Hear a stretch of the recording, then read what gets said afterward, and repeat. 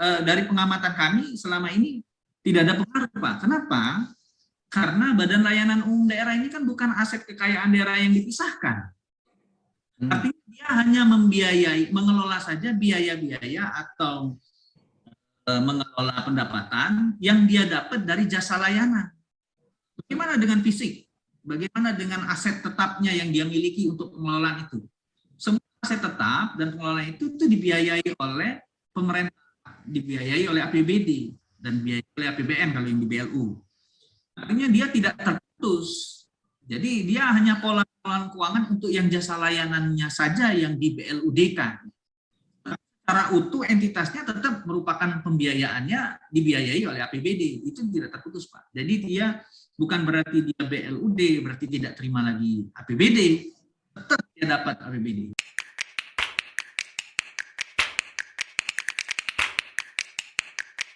Podcast. Halo pemirsa, saya KKI, host channel Asosiasi Analis Keuangan Pusat dan Daerah, akan mengobrol tentang hubungan keuangan pusat dan daerah dari perspektif para analis. Hari ini host perdana kita dan saya berhasil mendatangkan analis keuangan pusat dan daerah dari Provinsi Sumatera Selatan. Beliau bernama Eman Satria. Apa kabar Pak Eman? Alhamdulillah, baik. Sehat juga ya semua ya. Pak Ai juga sehat, kayaknya seger tambah seger aja nih. Gimana Pak Eman kesibukan akhir-akhir ini? Biasanya kan kalau menjelang akhir tahun tuh ya di pemerintah pusat maupun daerah tuh biasanya sibuk ya. WFH, WFO gitu. Kalau di tempat Pak Eman gimana? Seperti apa nih? Kalau di kita Pak, di pertengahan ini untuk yang lebih banyak sibuk kan kita ada bidang-bidang yang timeline-nya berbeda-beda. Kalau di awal-awal tahun kan mungkin di bidang akuntansi gitu ya. Kalau untuk yang di pertengahan tahun sampai dengan menjelang akhir tahun itu di bidang anggaran yang paling banyak sibuk. Tapi kalau di final di ujung sekali, di akhir tahun sekali yang paling sibuk itu di bidang perbendaharaan Pak. Pencairan itu biasanya membludak di ujung-ujung kan. Iya. Kalau sekarang ini kayaknya di penganggaran nih Pak, lagi penyusunan sudah baru selesai untuk APBD perubahan dan masuk ke ranah APBD induk untuk tahun 2000 berikutnya tahun 2022. Ya, seingat saya kita itu dulu terakhir ketemu itu kita pernah ketemu di Lubuk Linggau nggak kalau nggak salah Pak Eman ya. Iya, iya. Pak Eman Lubuk Linggau lagi ngawal masalah belut misalnya, dan layanan Ya, daerah ya Pak ya. benar Pak. Itu kita sama-sama lagi berbuat di sana ya Pak ya. Kira-kira gini Pak, Badan Layanan Umum Daerah nih, barang saya sendiri ya, serang ini belum terlalu paham gitu ya. Mungkin teman-teman juga nih. Pak Eman bisa nggak nih kasih gambaran Badan Layanan Umum Daerah itu apa sih? Makhluk apa nih belut nih? Kalau dengar belut itu ngebayanginnya kayak belut itu loh Pak, yang di sawah itu. Kalau dari menurut Pak Eman nih, tolong Pak, kasih saya gambaran singkat kira-kira. Saya kayaknya agak ini juga ya, keder juga ditanya masalah belut. Sebenarnya saya tidak terlalu bukan membidangi, tapi membidangi itu dalam hal skupnya secara umum, ya, secara umum dan kebetulan kita kan bertugas juga di Badan Pengelola Keuangan dan juga berfungsi sebagai pembina keuangan di Badan Layanan Umum. Badan Layanan Umum Daerah itu sebagai kita ketahui ini itu kan di cover oleh peraturan-peraturan Pak. Intinya ada di peraturan Menteri Dalam Negeri nomor 79 tahun 2018. Itu bercerita banyak di situ. Sejak munculnya 79 2018 ini mengikuti perkembangan kembali terhadap belut yang dulu sekarang sudah mulai berubah ada sedikit berubah. Nah, seperti yang Pak Ai sampaikan tadi kayak belut itu tadi belut kan kayak yang di sawah itu kan licin, Pak. Licin. Nah, jadi gambaran umum kita membentuk satu. Saya nggak tahu juga di pusat kok ngambil istilah Badan Layanan Umum Daerah, setelah disingkat mirip dengan kejadian yang di sawah gitu kan, licin-licin gitu ya. Gerakannya luas dan cepat begitu kan. Dan susah ditangkap. Susah ditangkap. Artinya begini, Badan Layanan Umum Daerah itu sebenarnya gambaran umumnya ini adalah pola, Pak. Pola dari pengelola keuangan. Pengelola keuangan. Jadi bukan entitas, ya, bukan semacam entitas yang dibentuk khusus gitu, enggak juga. Ini hanya pola pengelolaan keuangannya saja yang berubah.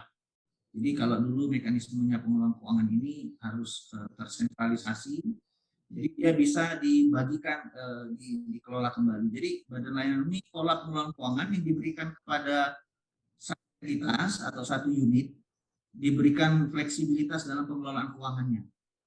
Saya lebih spesifik saja, jangan kita, kalau kita cerita teori mungkin di peraturan juga jelas peraturannya. Badan Layanan Umum Daerah ini kan gambaran umumnya bahwa kalau biasanya yang non Badan Layanan Umum Daerah itu pengelolaan keuangannya sangat terstruktur sekali, Pak. Terstruktur dalam hal jelas pada prosesnya adalah diawali dari APBD dan kemudian proses pelaksanaannya juga tidak bisa langsung dikelola langsung oleh entitas, tapi harus tersentral ke bendahara umum daerah. Pola pengelolaan keuangan yang digunakan oleh Badan Layanan Umum ini, dia polanya memang tersentralisasi tapi di unit ini saja. Artinya apa? Dia diberikan fleksibilitas untuk mengelola keuangan secara langsung, mengelola pendapatan pelayanannya secara langsung dengan mengelola belanjanya. Jadi uang yang mereka dapat dari pelayanan bisa dikelola langsung. Berbeda dengan yang non Badan Layanan Umum Daerah. Ini banyak persepsi, Pak. Banyak persepsi begini. Beberapa orang menganggap bahwa Badan Layanan Umum Daerah ini seperti entitas yang dibentuk. Padahal ini bukan saya menyebutnya bukan satu organisasi, bukan. Ini tetap organisasi pemerintah, hanya polanya yang diganti, pola pengelolaan keuangannya. Ini dulu mindset yang harus dipakai. Badan Layanan Umum ini diberikan pola ini diberikan kepada instansi atau unit kerja yang sifatnya memberikan pelayanan langsung kepada masyarakat, di mana pada saat pelayanan mereka tidak bisa menggunakan waktu memanfaatkan waktu yang cukup lama dalam pengelolaan keuangannya. Artinya bahwa mereka ada percepatan dalam pelayanan pada masyarakat. Di antaranya yang banyak yang sekarang sudah berjalan seperti rumah sakit, kemudian pelayanan kesehatan, ya, pelayanan yang lain yang memang menghasilkan pelayanan yang sifatnya langsung ke masyarakat. Mungkin gambaran umumnya seperti itu, Pak. Jadi definisinya ya Badan Layanan Umum ini unit entitas pemerintah yang diberikan fleksibilitas dalam pengelolaan keuangan. Artinya hanya pengelolaan keuangannya saja yang diberikan hal yang berbeda dengan pengelolaan keuangan yang berlaku di pemerintahan secara umum. Jadi kalau sebenarnya dia kan OPD juga ya, SKPD juga kan. Tadi yang Pak Eman sampaikan tuh hanya pengelolaan keuangan ini. Kalau secara spesifiknya Pak, yang menonjol itu yang membedakan SKPD yang belut ini dengan SKPD yang pada umumnya itu apa, Pak? Yang paling krusial, maksud saya krusial itu artinya yang paling spesifik sekali perbedaannya adalah pada saat pengelolaan pendapatan. Jadi Badan Layanan Umum ini dia dalam rangka dia melakukan pelayanan, ada pendapatan yang dia peroleh untuk peningkatan pelayanan tersebut atau dari hasil pelayanan tersebut. Kalau SPD atau Satuan Kerja Perangkat Daerah itu dia mengelola pendapatan tapi tidak langsung dapat digunakan. Nah, gitu. Misalkan begini, SKPD punya retribusi yang mengelola retribusi retribusi penginapan misalkan. Kayak kita nih ada nih Pak, SKPD yang punya penginapan, punya kos-kosan. Kita menggunakan retribusi penginapan untuk sewa ini kan, kos-kosan. Artinya sewa hotel atau nanti uangnya dia simpan tidak boleh dia simpan di kas dia, tapi harus disetorkan ke kas daerah, seperti itu ya. Kemudian lagi kayak layanan yang lain, misalnya SKP di rumah sakit atau unit kerja rumah sakit, seperti itu. Ada retribusi yang dia pungut, retribusi kesehatan lah istilahnya. Orang berobat bayar. Nah, bayar uang berobat itu kalau dia tidak menggunakan badan layanan umum, dia harus setor dulu uang pendapatannya itu ke kas daerah, sehingga baru bisa dikeluarkan lagi atau digunakan lagi setelah dianggarkan dalam APBD. Dan sudah dianggarkan di APBD, mereka menggunakan belanja yang langsung dialokasikan kepada SKPD tersebut melalui APBD. Berbeda dengan yang menggunakan pola pengelolaan BLUD. Pengelolaan BLUD dia dari hasil layanannya itu bisa digunakan langsung. Jadi tidak mesti disetorkan kembali ke kas daerah.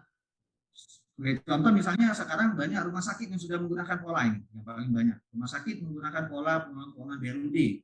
Pendapatan jasa layanan yang dia kelola bisa tidak dia setorkan ke kas daerah, tapi dapat dia gunakan kembali melalui belanja pelayanannya yang ada yang sudah dianggarkan. Tidak harus dia setorkan ke kas daerah, tapi dapat digunakan kembali seperti itu pendapatannya. Beda dengan SKP bisa Pak. Jadi dia misalnya ada orang berobat nih Pak ya, berobat bayar kan. Oh, biasanya kan itu masuk kas daerah. Kalau ini berarti di kas rumah sakitnya gitu Pak? Ya, jadi Badan Layanan Umum itu akan membentuk rekening kas sendiri dia Pak. Okay. Untuk hasil pendapatan, hasil usaha atau hasil jasa layanannya. Nanti uang itu masuk di kas itu dan kemudian dia anggarkan kembali untuk dibelanjakan.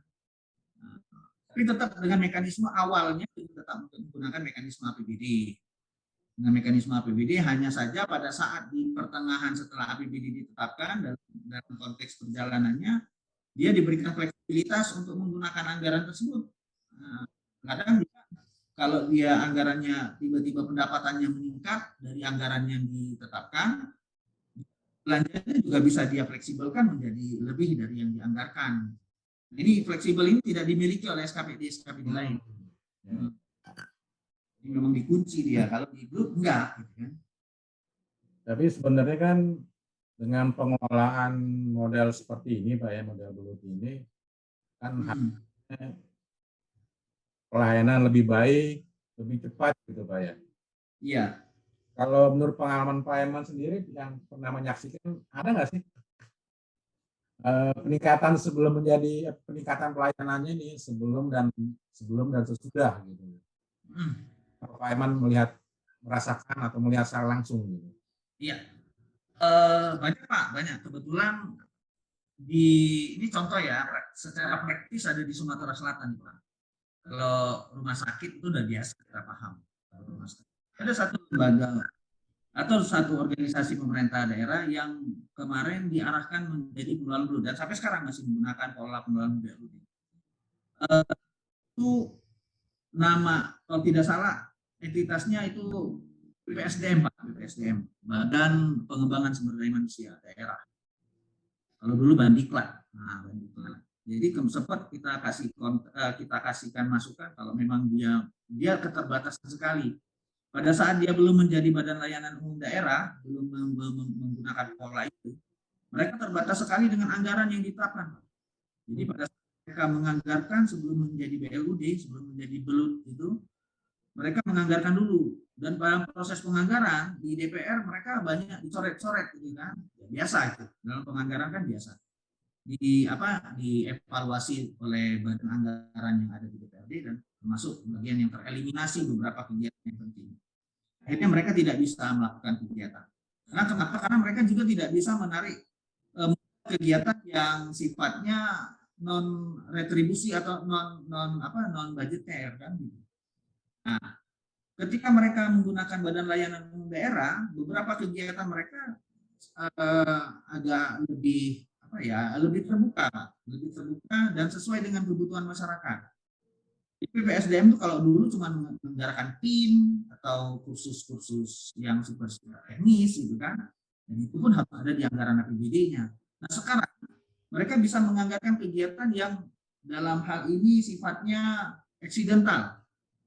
Beberapa perusahaan ingin mengadakan outbound menggunakan badan BPSDM, silakan karena dia sudah menjadi BLUD. Artinya dia mencantumkan kegiatannya itu dalam perubahan RBA-nya, rencana bisnis anggaran. Nah, gitu. Jadi dia lebih fleksibel. Dengan adanya begitu dia pelayanan dia terhadap masyarakat juga lebih tinggi. Kalau kemarin dia cuma hanya melayani aparatur saja, sekarang dia bisa melayani beberapa perusahaan-perusahaan swasta, Pak. Oh gitu ya. Iya, sekarang dia bisa melaksanakan kegiatan seperti pelatihan apa ya, psikologi.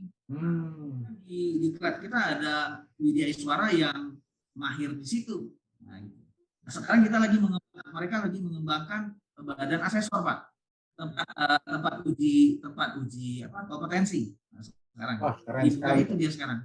Kalau iya, jadi saya juga termasuk di situ, termasuk diinformasikan. Saya kemarin ikut sertifikasi ya dari Kementerian Keuangan. Aduh, emang itu. luar biasa. Jadi itu sangat bermanfaat sekali. Hanya saja idenya terlambat nih. Kita sudah hampir kadaluarsa, sudah sertifikatnya, tapi ya apa boleh buat. Nah, dengan mereka bisa leluasa seperti itu, mereka menghasilkan pendapatan yang lebih baik, Pak. Lebih baik dalam hal ini meningkatkan pelayanan. Dulu Widya Iswara sebelum mereka belum menjadi BLUD, mereka tidak setiap mengajar mereka tidak dapat honor, Pak. Kenapa saya bilang tidak dapat honor? Karena mereka mengajar itu adalah tugas pokok dan fungsi, dan itu melekat pada tambahan penghasilan pegawai. Tambahan penghasilan pegawai itu diatur dalam peraturan kepala daerah yang mengerjakan pekerjaan tambahan penghasilan pegawai tidak boleh diberikan honorer atau diberikan honor. Sehingga mereka mengajar tidak dapat honor. Akhirnya mereka banyak mengajar di luar daripada mengajar di BPSDM gitu kan. Di luar dia dapat honor, di dalam ya. Setelah kita robah dia menjadi pola pengelolaan badan layanan umum, dia boleh menerima itu karena ada kegiatan yang memang di luar dari pelayanan, di luar dari tugas pokok dan fungsi. Artinya ada kegiatan seperti outbound, sebagainya lain yang diminta oleh pihak swasta, dan swasta membayar dengan mereka dibayar untuk mengajar di situ. Nah, dari situ mereka semangat, Pak. Bahkan semua daerah-daerah lain atau semua kegiatan-kegiatan di luar itu mereka tarik untuk melaksanakan kegiatannya di BPSDM. Jadi banyak sekali perubahan peningkatan setelah mereka menjadi BLUD dengan sebelum mereka menjadi badan layanan umum. Menarik sekali. Jadi pengelolaan BLUD ini, Pak ya, bisa meningkatkan pelayanan, meningkatkan penghasilan bagi daerah juga, Pak. Itu kan berarti nanti ada bagian yang disetor ke ini nggak, Pak? Setor ke kas daerah nggak sebagai PHD? Ya, jadi begini. Badan Layanan Umum Daerah itu pengelolaan keuangannya semua penghasil dari pelayanannya atau jasa pelayanan pendapatan itu kan dikelola kembali oleh Badan Layanan Umum. Artinya walaupun dia tidak disetorkan ke kas daerah, tetap pengakuannya itu pengakuan kas daerah. Kenapa saya bilang begitu? Karena Badan Layanan Umum Daerah ini setiap dia secara berkala, kalau di provinsi kita setiap bulan nih Pak, setiap bulan mereka mengajukan SP3B, Pak. SP3B ini lagi. Kalau di pemerintahan banyak singkatan. SP3B itu surat permohonan atau permintaan pengesahan pendapatan dan belanja. Sekarang tambah lagi SP3BP, tambah lagi. Ada pembiayaannya juga. Jadi surat permohonan pengesahan pendapatan dan belanja dan serta pembiayaan. Mereka mengajukan itu kepada istilahnya mengajukan itu kepada BPKD selaku bendahara umum daerah untuk disahkan uang kas yang dia peroleh dari hasil jasa layanan dan uang kas yang dikeluarkan. Dari situ nanti keluar SP2 BP itu surat pengesahan. Kalau tadi permintaan pengesahan, sekarang ini pengesahan terhadap pendapatan dan belanja pembiayaannya si BLUD itu, dan itu setelah disahkan otomatis masuk ke sistem kita diakui sebagai kas yang berada di BLUD. Nah, artinya walaupun tidak disertakan ke kas daerah itu juga diakui sebagai kas daerah, tapi tidak juga menutup kemungkinan apabila pemerintah daerah ingin menarik secara keseluruhan atau sebagian, bahasa di PP-nya seperti itu, di Permendagri seperti itu. Jadi kepala daerah bisa meminta BLUD untuk menyetorkan sebagian atau keseluruhan pendapatan dari BLUD itu ke kas daerah untuk dimanfaatkan oleh kas daerah. Tapi ada tanda kutip, dengan mempertimbangkan likuiditas dari pengelolaan BLUD-nya tersebut. Dan juga semena-mena ditarik semua gitu kan. Nah, kan di daerah itu ada juga namanya BUMD, Pak. Ya. Nah, kalau perbedaan mencolok antara BLUD dengan BUMD ini apa kira-kira apa, Pak? Singkatnya aja kira-kira yang menjawab keduanya, misalnya kan sama-sama nih Ya. mendapatkan keuntungan, bisa menggunakan langsung kan pendapatan yang didapatkan. Ini juga menarik nih Pak. Ini juga mindset orang-orang juga berpikir, teman-teman di anggaran kebanyakan berpikir bahwa BLUD itu mirip dengan BUMD. Banyak sekali perbedaannya Pak. Pertama perbedaannya adalah kalau BLUD itu entitas pemerintah, jadi bukan entitas swasta, bukan entitas swasta, dan dia juga dalam pengelolaan keuangannya diatur oleh pemerintah. Beda dengan BUMD. Kalau BUMD itu entitas swasta atau entitas di luar dari pemerintah. Hanya ada kepemilikan perusahaan itu adalah dimiliki oleh pemerintah. Tapi pemerintah tidak bisa untuk mengatur pola pengelolaan keuangan yang ada di BUMD. Kalau di BLUD dia tetap. Kas di BUMD belum tentu sudah pasti tidak menjadi kasnya pemerintah daerah. Tapi kalau kas yang ada di BLUD sudah pasti menjadi kasnya pemerintah daerah. Kemudian kalau di BUMD itu ada penyertaan modal, Pak, bahasanya. Penyertaan modal itu biasa kita kenal dengan kekayaan daerah yang dipisahkan. Artinya kita berikan sesuatu kepada perusahaan itu untuk dikelola, pengelolaannya diserahkan langsung. Sedangkan di BLUD itu tidak ada penyertaan modal. Kemudian pengelolaan keuangannya. Pengelolaan keuangannya sama-sama menggunakan bisnis yang sehat, ya, menggunakan bisnis yang sehat. Tapi dalam pengelolaan keuangannya itu, kalau di BLUD mengenal dengan keuntungan, Pak. Tapi kalau di BLUD itu tidak mengenal keuntungan, ya, tidak mengenal keuntungan. Apa bedanya untung dengan tidak mengenal keuntungan kalau di BLUD? Kalau BUMD itu kalau ada untung dan ada laba, bahasanya ada laba, dia laba itu kan dikumpulkan, di RUPS-kan dan dibagikan kepada pemilik perusahaan. Nah itu. Sedangkan BLUD itu tidak ada laba, tapi ada selisih lebih dari penganggarannya. Istilah bahasanya itu silpar sekarang kita sebut. Selisih lebih penganggarannya itu tidak dibagikan kepada semua, apalagi pemilik BLUD itu kan tidak ada kan pemilik entitas itu, pemiliknya ya pemerintah. Dan dia keuntungannya tidak dibagikan, tapi digunakan kembali untuk pelayanan. Gitu. Kalau BUMD jelas, kalau keuntungan itu dihitung-hitung berapa yang ditahan, berapa yang dibagikan untuk pemegang saham, gitu kan. Nah, ya kemudian pola-polanya juga ada yang mirip, yang sama. Kalau di BUMD itu bisa dikelola oleh non PNS, itu BUMD. BLUD juga sekarang sudah boleh Pak, sudah dari dulu juga sudah boleh untuk pemimpin. Hanya saja yang tidak boleh mengelola keuangannya. Bahasanya itu di situ ada struktur organisasi BLUD itu ada 3, 1 pimpinan BLUD, kemudian lagi pejabat keuangan, kemudian lagi ada pejabat teknis. Untuk pimpinan dan pejabat teknis itu bisa dikelola oleh non ASN atau non PNS. Tapi kalau untuk pejabat keuangan itu tidak dibolehkan. Harus dari PNS atau ASN yang bersangkutan. Kalau di BUMD nggak ada, semua harus boleh swasta. Seperti itu. Jadi saya melihat kalau BUMD itu kan berarti pegawai BUMD ya, bukan PNS ya, bukan PNSD ya. Juga kalau DWLD, kalau dulu itu nggak kenal istilah saham, kalau BUMD masih bisa ada saham gitu kan. Iya, benar Pak. Nah, tadi kan Pak Eman cerita nih di tempat Bapak ada BPSM, Belut ya, ada Belut, ada rumah sakit gitu. Sebenarnya ya selama ini kita tahu tuh Belut tuh palingan rumah sakit gitu ya atau puskesmas. Kira-kira nih Pak, sebenarnya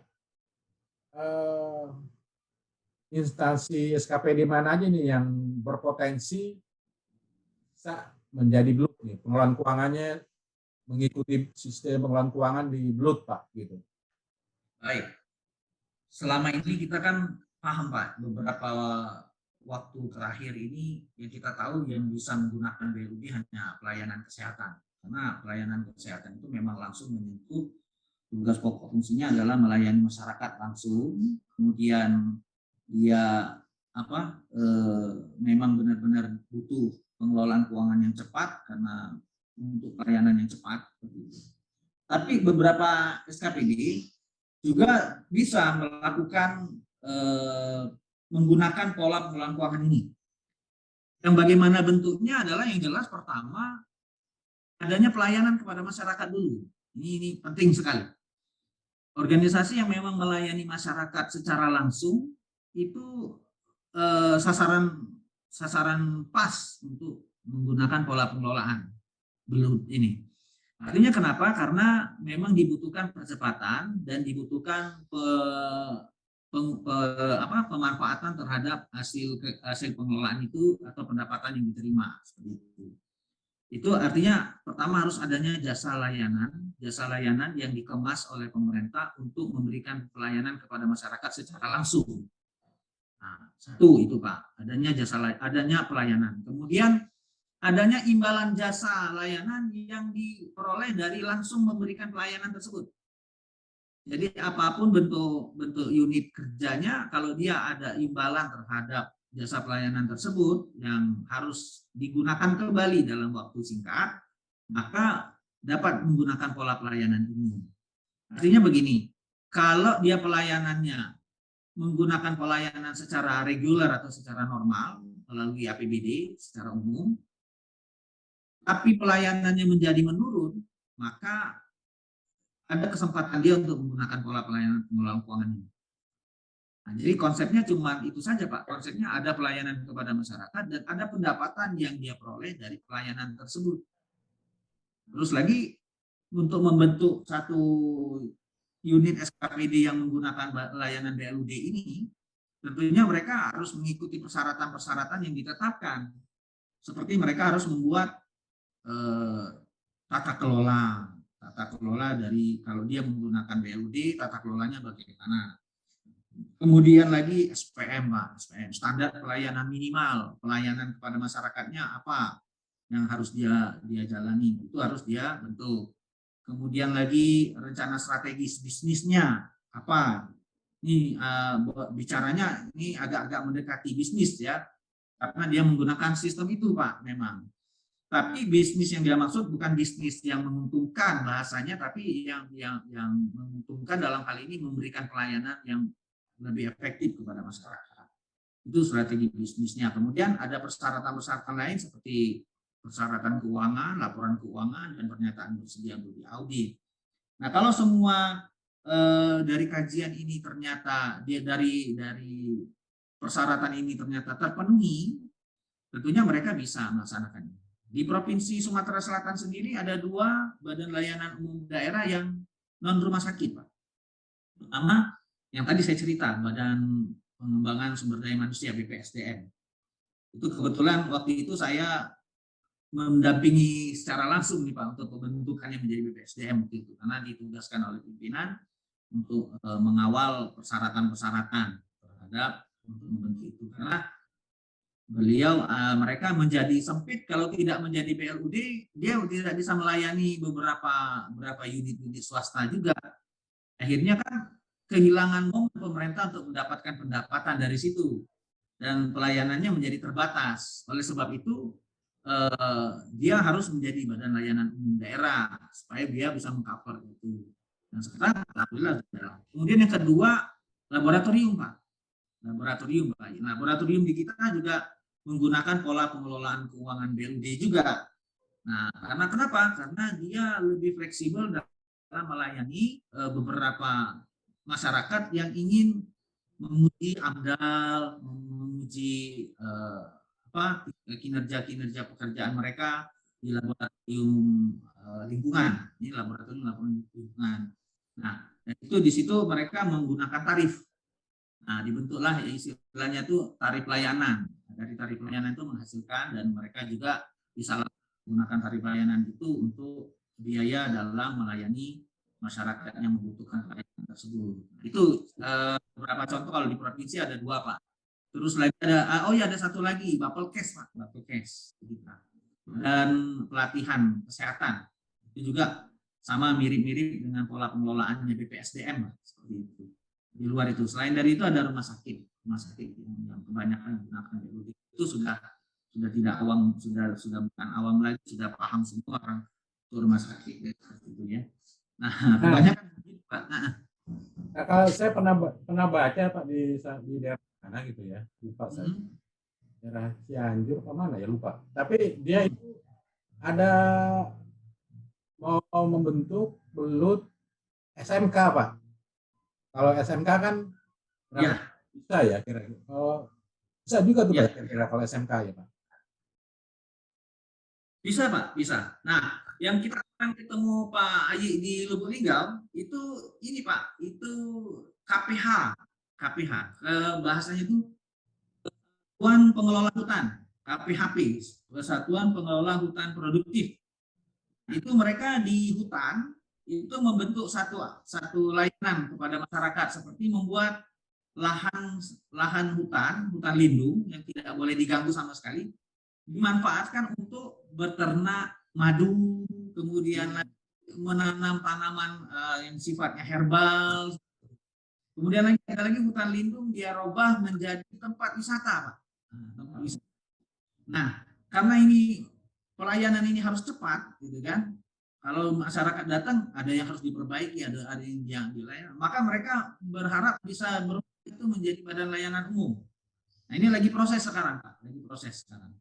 Itu salah satunya untuk yang KPH yang kita ketemu di Lubuk Linggau kemarin itu, Pak. Oh iya. Kemudian lagi yang SMK. SMK, Pak.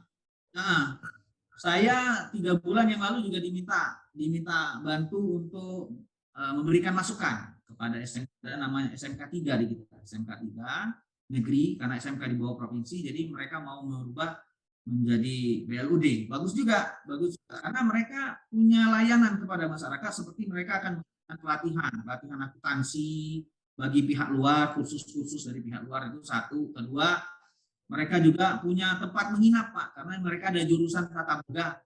Nah, dia juga punya 2 kamar yang bisa disewa oleh pihak luar, dan itu bisa dipakai oleh publik, oleh masyarakat yang membeli itu. Kemudian kalau seperti ada lagi badan latihan untuk SMA, kalau dulu namanya BLPT, kalau sekarang ini apa namanya saya lupa, itu di bawah Dinas Pendidikan juga. Jadi dia punya badan pelatihan itu yang digunakan oleh anak-anak STM kalau kita dulu ya, Pak. STM itu STM, Pak. Nah, ada mesin, ada pabriknya, ada pengolahan itu. Nah, itu dimanfaatkan juga untuk melayani teman-teman yang punya pabrik-pabrik, Pak, untuk melatih pegawainya. Seperti Bu Sri, itu kemarin menggunakan BLPT untuk latihan kerja di situ. Nah, pelayanan muncul, Pak. Muncul pelayanan kepada masyarakat yang bukan internal, artinya ada eksternal pelayanan. Nah, mereka pengen merubah menjadi BLUD karena kerepotan. Di satu sisi mereka harus menerima pendapatan yang harus disetor ke kas daerah. Sedangkan mereka dari kegiatan itu mereka membutuhkan tenaga baru, tenaga terampil yang bisa dilatih seperti itu. Untuk merekrut kan panjang urusannya. Nah, kalau dia menggunakan badan layanan umum, prosesnya agak lebih cepat. Artinya tidak mesti diputuskan langsung ke gubernur. Gubernur harus menandatangani tenaga honorer untuk yang mengajar di badan diklat dan sebagainya. Itu kan repot. Nah, dengan adanya pengelolaan badan layanan daerah ini ada administrasi yang agak dipotong rasanya. Dipotong sehingga pelayanan lebih cepat dan lebih efektif. Seperti itu ya konsepnya, Pak. Menarik memang. Menarik juga, saya lihat nih Blut sebenarnya menarik ya. Satu sisi memperpendek jenjang birokrasi, satu sisi meningkatkan pelayanan. Iya. Nah, yang menarik lagi, Pak, tadi masalah setor menyetor nih, Pak. Gimana kalau misalnya Blut itu pendapatan yang didapat ternyata lebih kecil daripada biaya operasional itu. Gimana tuh, Pak? Iya, itu juga jadi pertimbangan ini Pak untuk badan layanan umum. Tapi rata-rata yang berani ngambil pola pengelolaan keuangan ini mereka likuiditas entitasnya juga sudah lumayan bagus, dia punya pangsa pasar. Lebih kecil pendapatannya. Apakah berpengaruh dengan entitas itu? Menurut dari pengamatan kami selama ini tidak ada pengaruh Pak. Kenapa? Karena badan layanan umum daerah ini kan bukan aset kekayaan daerah yang dipisahkan. Artinya dia hanya membiayai, mengelola saja biaya-biaya atau mengelola pendapatan yang dia dapat dari jasa layanan. Bagaimana dengan fisik? Bagaimana dengan aset tetapnya yang dia miliki untuk pengelolaan itu? Semua aset tetap dan pengelolaan itu dibiayai oleh pemerintah, dibiayai oleh APBD dan dibiayai oleh APBN kalau yang di BLU. Artinya dia tidak terputus. Jadi dia hanya pola pengelolaan keuangan untuk yang jasa layanannya saja yang di BLUD-kan. Secara utuh entitasnya tetap merupakan pembiayaannya dibiayai oleh APBD. Itu tidak terputus Pak. Jadi dia bukan berarti dia BLUD, berarti tidak terima lagi APBD. Tetap dia dapat APBD. Tapi kalau memang sepanjang pelayanannya ternyata menurun, terus hasil pengelolaan jasa layanannya, pendapatan jasa layanannya juga menurun, itu kan evaluasi setiap berkala Pak. Nanti dievaluasi apakah semakin meningkat ataukah semakin menurun. Kalau dia menurun, apakah masih bisa dipertahankan atau tidak bisa dipertahankan. Nah, kalau tidak bisa dipertahankan, maka BLUD ini bisa ditutup, bisa dicabut, pola pengelolaan keuangannya bisa dikembalikan lagi seperti biasa. Itu untuk hal yang sudah krusial sekali sih sebenarnya. Kalau memang mereka sudah tidak bisa menghasilkan pelayanan lagi. Tapi sepanjang dia bisa masih menghasilkan pelayanan dan pelayanan itu bisa digunakan untuk pelaksanaan operasional daripada pelayanannya, tidak ada alasan untuk menutup atau mencabut pola pengelolaannya. Jadi dia tetap berjalan karena tidak ada beban di mereka untuk membiayai fisik. Nah itu juga seperti rumah sakit. Rumah sakit tetap saja dia untuk membiayai pembelian mesin, pembelian alat-alat untuk pengobatan seperti alat jantung, picu jantung dan sebagainya disuplai dari APBD. Artinya bukan berarti dia BLUD sudah mandiri, tidak. Cuman pelayanannya, nah itu tadi biaya pelayanannya atau biaya operasionalnya bisa menggunakan dari jasa layanan. Nah jasa layanan inilah yang dipakai oleh BLUD untuk pengelolaan yang sifatnya tidak material lah ya, tidak material untuk meningkatkan pelayanannya itu. Jadi tentu aja Pak I, dia tetap masih bisa menerima APBD. Nah, dia berbeda dengan BUMN. Ya, ya. Nah, kalau begitu, ini saya melihat kayaknya Pak Eman ini fasih banget nih. Tentang belut ini nih. Luar biasa nih. Nah, tolong saya dibagikan juga tipsnya nih Pak. Tipsnya ya barangkali nanti akan bermanfaat juga nih kepada teman-teman di luar sana yang teman-teman pemerintah daerah yang sudah memiliki belut nih Pak. Barangkali tipsnya agar pengelolaan keuangan di belut itu tadi ya kekhawatiran saya nih jangan sampai dia malah rugi gitu loh. Iya benar. Tipsnya gimana nih agar pengelolaan keuangannya tetap oke nih gitu. Iya. Pertama kalau kita melihat dari kita evaluasi dulu kegiatan entitasnya Pak. Entitasnya misalnya organisasi pemerintahnya ini tugas pokok fungsinya adalah kalau sifatnya penunjang mungkin susah dia mau menjadi badan umum. Tapi yang kalau dia sifatnya teknis, sifatnya wajib dan teknis, ini ada potensi yang bisa dilakukan. Jadi artinya kita tipsnya pertama sebelum menjadi BLUD, maka kita harus melihat potensi apa yang dimiliki oleh SKPD atau OPD yang bersangkutan, khususnya OPD teknis yang sifatnya langsung melayani masyarakat dan pola pengelolaannya, kecepatan pengelolaan keuangannya harus bagaimana. Kalau dia memang ada kegiatan yang langsung kepada masyarakat, dan dia mempunyai pendapatan dari pelayanan tersebut, ini berpotensi untuk kita ubah menggunakan pola pengelolaan ini. Ya. Karena pola pengelolaan ini hanya ditetapkan dengan surat keputusan kepala daerah, tidak perlu pakai perda. Kalau BUMN artinya ada kemudahan untuk membentuk, gitu kan, untuk membentuk. Tinggal melihat persyaratan-persyaratan yang harus dipenuhi dan prosesnya. Artinya tipsnya adalah kita harus mengkaji setiap SKPD. Khususnya di pembina badan layanan umum ya. Di pembina badan layanan umumnya ada bisa di BPKAD kalau pembina keuangannya, kalau di pembina teknisnya ada di sekretariat daerah.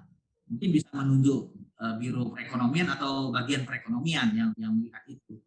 Ketika SKPD itu punya potensi, jangan lama-lama. Nah, itu bahasanya. Jangan lama-lama biar teman-teman juga maksimal untuk melakukan itu. Itu satu.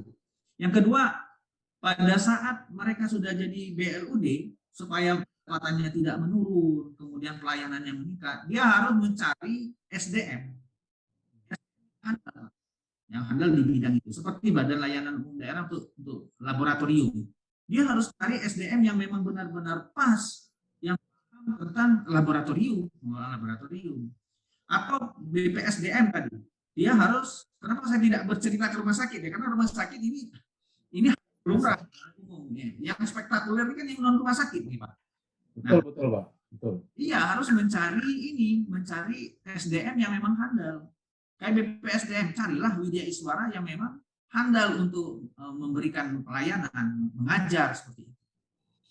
Artinya dengan adanya potensi ini, potensi ketertarikan orang untuk dilayani oleh pemerintah itu lebih tinggi dibanding dilayani oleh masyarakat. Itu tips yang pertama, SDM. Yang kedua, tarif pelayanan kepada masyarakat itu harus bersaing dengan pihak swasta. Seperti laboratorium, dia kalau ngikutin swasta, orang pasti lari ke swasta, nggak lari ke pemerintah kan gitu. Tapi apa yang mereka dapat ya tidak ada perlindungan dari pemerintah. Tapi kalau dia menggunakan laboratorium pemerintah, satu sudah pasti dijamin. Maksud dalam arti kata bahwa pembiayaan dari laboratorium itu juga kan dibiayai oleh APBD. Artinya tidak ada kendala terhadap elektabilitas dari laboratorium itu. Yang kedua, sudah pasti biayanya harus tidak boleh sama dengan swasta, minimal di bawah swasta. Tapi biaya yang rendah, pelayanan yang tinggi, itu yang penting sekali. Penting sekali karena tarif layanan. Jadi SDM, tarif layanan. Yang ketiga, profesionalisme pengelolaan. Profesionalisme pengelolaan. Artinya dari pimpinannya, dari ini memang orang yang harus mempunyai, kalau saya bilang sih harus punya jiwa bisnis juga. Nggak bisa nggak jalan dia Pak, nggak jalan. Harus ada di situ, harus berpromosi, harus berlobby-lobby ya dengan pihak-pihak masyarakat yang ingin menggunakan layanan pemerintah seperti itu. Nah ini lebih terbuka lagi kesempatan untuk itu. Saya ingat waktu saya berdiskusi dengan Mendagri Pak. Nah, waktu itu saya cerita tentang mau membentuk BPSDM menjadi BLUD. Bisa nggak? Dia jawab, kan bisa lagi Pak. Itu di Aceh pernah ada yang mengajukan dari Aceh itu masjid rayanya itu mau dijadikan BLUD. Masjid raya dijadikan BLUD, saya bingung juga. Tempat sholat dijadikan BLUD, ada bisnis apa di situ kan? Ternyata memang di sarannya itu banyak masyarakat yang berjualan dan itu dikelola pengurus masjid yang dikelola langsung oleh pemerintah, mungkin masjidnya di bawah pemerintah kan, mungkin seperti itu. Artinya ada potensi yang layanan masyarakat dan dia harus dikelola itu. Itulah sebabnya mengapa BLUD itu diberikan kebebasan dalam mengelola fleksibilitasnya dan kemudian lagi dalam mengelola SDM-nya. Dia boleh melalui SDM yang non pemerintah atau non ASN. Untuk pimpinan dulu boleh, non ASN boleh. Kemudian pejabat teknisnya juga boleh non ASN. Artinya ya kalau kita mengandalkan ASN kan mungkin juga keterbatasan Pak ya. Tapi kalau dengan swasta kita sudah dapat orang yang memang benar-benar sudah jadi tidak terlatih. Kalau ASN mungkin harus dilatih dulu. Tapi kalau ambil dari non ASN mungkin sudah terlatih yang kita ambil. Jika kesempatan dari situlah untuk tips kita untuk menjalankan itu kalau sudah menjadi badan layanan umum. Artinya harus handal, tarif pelayanan harus bersaing gitu kan. Nah, kemudian harus ada jiwa bisnis di situ, jiwa bisnis dalam konteks jiwa bisnis untuk memberikan pelayanan dan meningkatkan pelayanan. Itu aja kali yang ada tuh Pak. Luar biasa, mantap, mantap. Tipsnya saya rasa sih mudah dibayangkan, tapi barangkali agak sulit yakin kalau teman-teman di pemerintah daerah serius nih ya, Iya. saya yakin bisa Pak ya, bisa. Iya, saya pernah ngomong begini Pak dengan teman-teman di SKPD. Kalau memang SKPD punya potensi, datanglah ke BPKD, nanti kita evaluasi. Jangan-jangan semua SKPD bisa jadi belut semua, jangan. Tapi jangan sampai juga sih, karena kan ada unsur penunjang dan ada unsur teknis di tahan. Oke Pak Eman, nih terakhir nih ya. Terakhir. Ini nggak kerasa Pak, kita kalau ngobrol gini bisa-bisa sampai jam sore ini Pak. Siap. Nanti malam minggu soalnya, siap-siap kita kan. Iya. Siap-siap nonton di rumah maksudnya.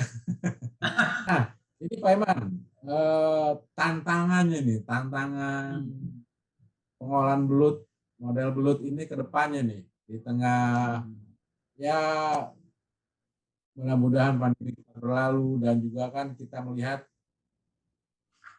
dengan adanya transformasi digital, ada lagi istilahnya penggunaan aplikasi juga semakin banyak, tapi tuntutan pelayanan masyarakat juga semakin tinggi ya. Kira-kira kalau menurut Pak Eman ini tantangan belut ini ke depan seperti apa nih Pak? Banyak sekali Pak tantangan ini. Apalagi kita diserang oleh gelombang tsunami, gelombang pandemik ya. Gelombang pandemik ini banyak beberapa, bukan entitas belut saja, tapi yang pemerintahan juga sekarang pelayanannya juga mulai terganggu. Saya membaca juga dari beberapa paparan dari Ibu Menteri Keuangan bahwa perekonomian kita juga berubah, jadi kan berubah dalam hal ada hal-hal yang menurun, jika inflasi dan lain sebagainya, itu juga berpengaruh terhadap pendapatan daerah secara nasional. Nah ini kalau saya melihat tantangannya adalah pertama memang teknologi Pak, teknologi yang digunakan ya. Teknologi digunakan oleh pemerintah kita untuk yang menggunakan pola pengolahan belut ini juga harus lebih maju. Artinya kita pelayanan kita pemerintah kepada masyarakat ini kan pesaingnya adalah swasta. Ya, seperti laboratorium itu pesaingnya swasta. Rumah sakit pun yang sekarang berjalan menggunakan pola pengolahan belut ini juga pesaingnya adalah swasta.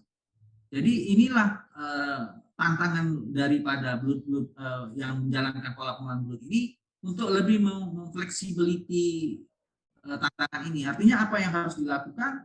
Bahwa kita akan mencoba mengkreatifikasi atau mengkreatifkan bagaimana kita membuat sistem yang bisa mirip-mirip dengan swasta, tapi pelayanannya melebihi dari swasta. Apa itu? Artinya bahwa kita ini pemerintah tuh terkenal dengan birokrasi administrasi yang panjang. Nah, birokrasi dan administrasi yang panjang ini kalau kita pangkas, resikonya di tipikor. Kalau tidak kita pangkas, resikonya bisnis kita akan kalah dengan swasta. Nah, satu-satunya adalah membuat sistem administrasi yang sifatnya elektronik. Ya, mulai dari transaksi keuangan menggunakan non tunai, kemudian lagi aplikasi pengolahan keuangan menggunakan sistem aplikasi yang handal seperti itu, dan data yang disajikan juga harus up to date. Artinya pemerintah yang menggunakan pola pengolahan keuangan sekarang ini harus bersahabat dengan teknologi, khususnya dengan media internet ini. Media internet ini harus sering-sering digunakan. Karena kenapa? Karena sekarang masyarakat lebih cenderung menggunakan media sosial untuk berinteraksi. Nah, inilah kesempatan kita, tantangan kita untuk bagaimana entitas yang menggunakan pola pengelolaan keuangan BLUD ini untuk bisa bersaing di masyarakat.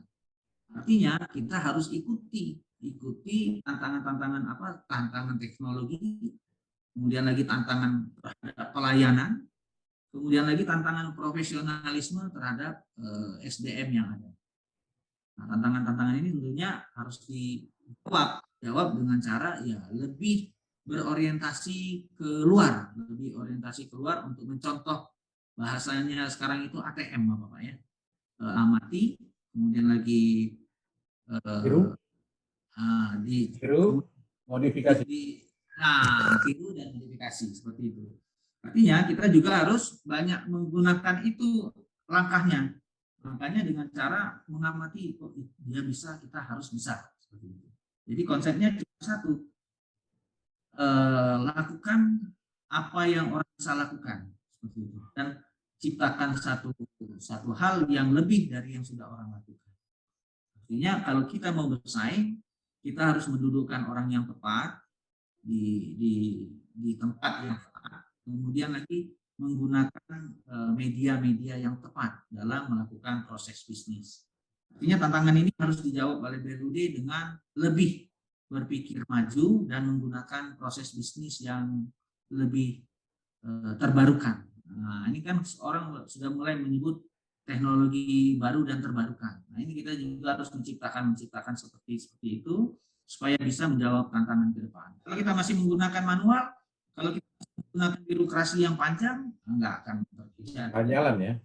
Iya Pak. Jadi di swasta itu kalau di laboratorium duduk sebentar di resepsionis, langsung kita masuk ke tempat pengujian, besok keluar.